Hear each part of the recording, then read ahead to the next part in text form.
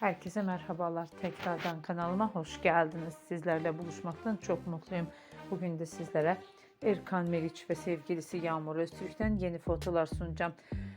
Yurt dışına tatile çıkan ikili balay tatiline devam ediyor. Evliliğin hemen ardından tatil yapan çifte kumrulardan aşk dolu görüntüler, mutlu paylaşımlar geldi. Yeni günde yepyeni fotolarla sizlerin karşısına çıkan ikiliyi sizler için sunuyorum. Umarım beğenirsiniz. Şimdilik benden bu kadar. Hoşça kalın arkadaşlar.